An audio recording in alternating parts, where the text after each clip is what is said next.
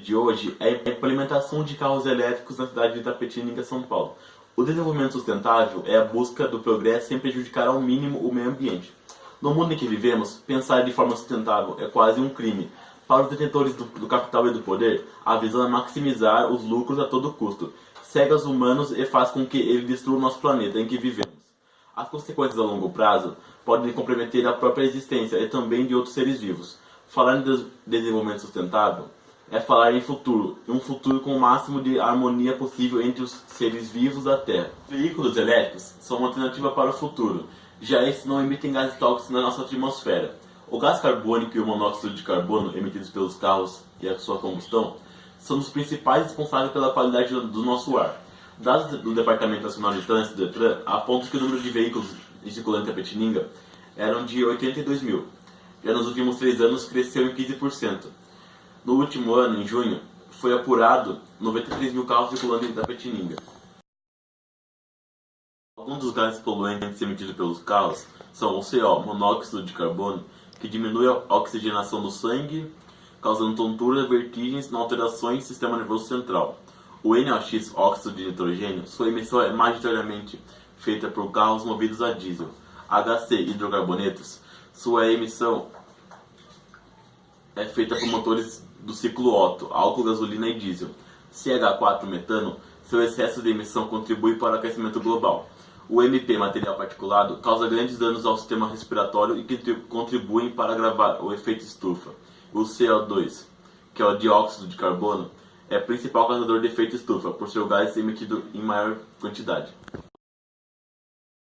O ciclo termodinâmico é a sequência repetitiva de transformações físicas produzidas por um sistema, a fim de realizar trabalho.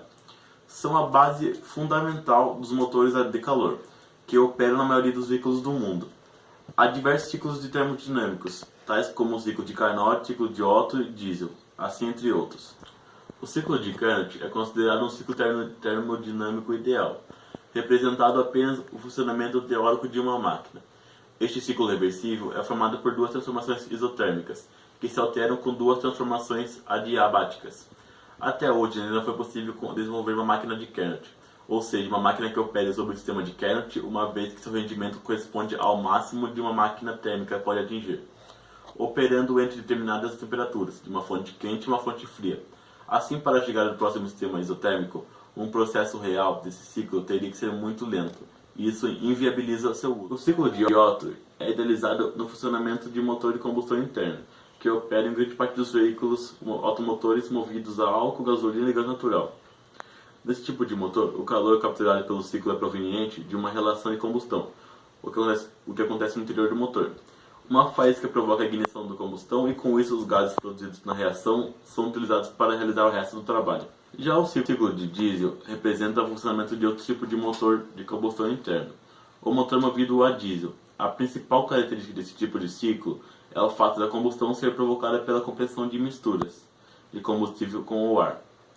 Isso ocorre porque nesse tipo de motor não existe a vela, ao contrário dos motores movidos a gasolina, por exemplo. O motor elétrico, diferente do motor de combustão, tem 2 elementos, o rotor e o estator. O rotor é responsável pela distribuição de carga girada na bobina, que é passada para o distribuidor. O estator é a parte de um motor ou gerador elétrico, que se mantém fixo à carcaça, e também por uma função conduzir o fluxo magnético dos motores para rotacionar os geradores para transformar a energia cinética do induzido. É possível observar a viabilidade econômica do carro elétrico a maior e longo prazo. Apesar de seu custo ser bem maior na hora da compra, o custo por quilômetro rodado é bem menor para o modelo elétrico, perdendo para um valor considerável somente no quesito autonomia, o que nos faz pensar que se houvesse um investimento maior na infraestrutura dos modelos, esse problema seria minimizado. Sabemos que os veículos elétricos não emitem poluentes através de gases expelidos, já que não ocorre nenhum processo de combustão na hora de energia elétrica ser passada em energia mecânica no motor elétrico. Porém, os veículos elétricos não são isentos de qualquer dano ambiental. O descarte incorreto de metais pesados são um problema indesejável quando se fala de sustentabilidade. Outro problema são as fontes energéticas que alimentam as baterias. Não adianta a bateria seguir todos os padrões ambientais e a energia que alimenta elas, por exemplo, ser provida de queima irregular de carvões. A conclusão que tomamos é que o mercado de carros elétricos se mostra muito promissor, visto que o desafio tecnológico que ele representa poderia gerar uma quantidade absurda de empregos, capital e inovação. Seus custos se mostram a longo prazo menores do que veículos de combustão convencionais. A energia poupada e bem aproveitada evitaria o desperdício de recursos e de capital. A produção dos impostos e incentivos tecnológicos e as políticas de estímulo desses mercados poderiam gerar muito capital para a nação e torná-la um exemplo de progresso a ser seguido.